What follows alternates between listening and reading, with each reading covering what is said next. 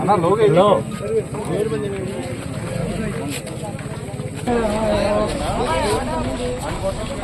ఏమా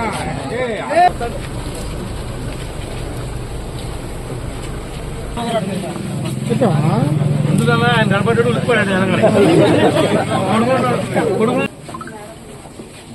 లేకపోతే ఫోన్ చేసి రమ్మన్నాను కదా, ఆమె బాధ్యత కదా. ఒకటే యూనిట్ వస్తుంది ఒక యూనిట్ ఖరీదు 15 లక్షలు. 15 లక్షలు unit cost.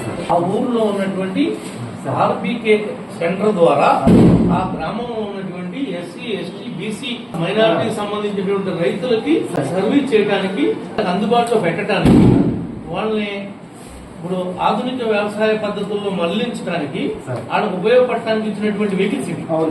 Okay, correct sir. ఇది ఉద్దేశం అది. కానీ ఇప్పుడు మీరు ఎన్ని ట్రాక్టర్స్ ని ఆర్బీకే ద్వారా మీకు అక్కడ గ్రామాలకు సంబంధించినటువంటి విలేజ్ లెవెల్లో ఉండేటువంటి అక్కడ మానిటరింగ్ చేయాలి కదా ఇది. మరి అట్లా మీ ఎన్ని విలేజెస్ లో మీ వాళ్ళు మానిటరింగ్ చేస్తున్నారు, ఎన్ని ఆర్బీకే సెంటర్ ద్వారా ఆ ఊర్లో ఐరీ తిరుగుతున్నాయి.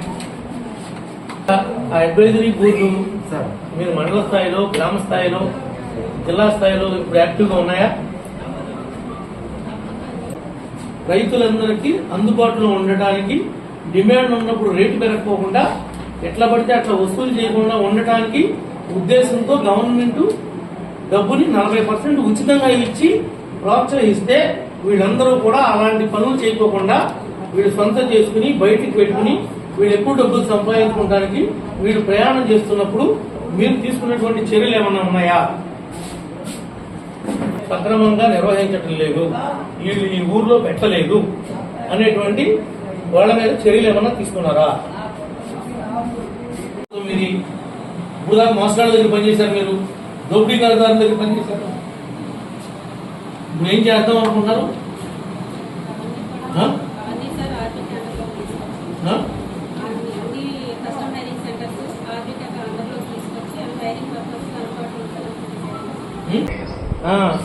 మరి మీరు కలెక్టర్ గారి దృష్టిలో కానీ గవర్నమెంట్ దృష్టిలో కానీ పెట్టారా?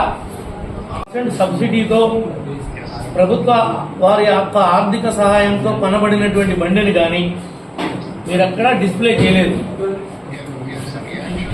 నేను ఫస్ట్ ఆఫ్ ఆల్ ఏం చెప్పానంటే,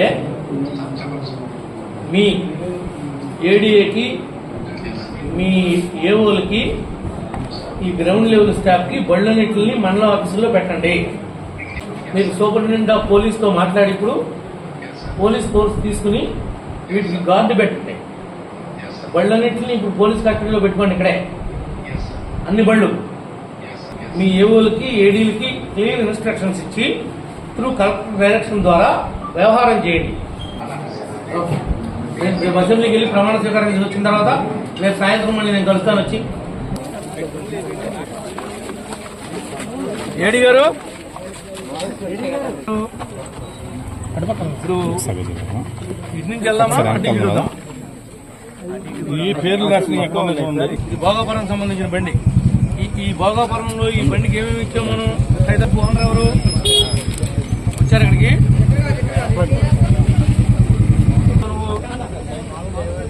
డ్రైవర్ పని చేసుకుంటాం. ఈ బండి ఏం పని చేస్తూ ఉంటుంది? ఉప్పులు, కామాయిలు దమ్ము చేస్తుంది. ఇది దీంట్లో ప్రతి ఒక్క రూపాయలు 40 పైసలు ప్రభుత్వం డబ్బు.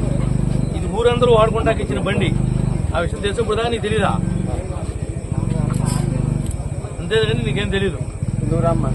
ఈ బండి తాళాలు ఎక్కడున్నాయి?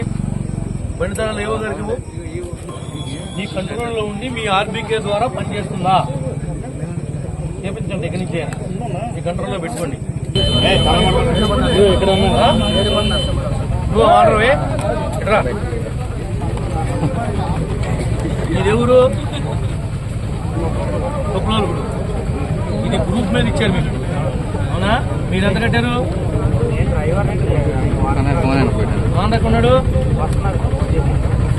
ఇది గవర్నమెంట్ బండి. మరి గవర్నమెంట్ బండి అయినప్పుడు గ్రామంలో ఉన్నటువంటి అందరికీ పనిచేయాలి కదా. మీరు ఆర్బీకే కేంద్రం దగ్గర పెట్టాలి కదా. మీ అబ్బా సొత్తులాగా మీ ఇంటికి పెట్టుకుంటేటన్నా మేము అనరు. తప్పని చెప్పు. ఎవరైనా అతిక్రమిస్తే జైలుకు పోతారు. పద్ధతి ప్రకారం నడవమని చెప్పు. చూడు ఎక్కడ తీసుకుంటే అన్యమైన ధరల కోసం సబ్సిడీ ఇచ్చింది గవర్నమెంట్.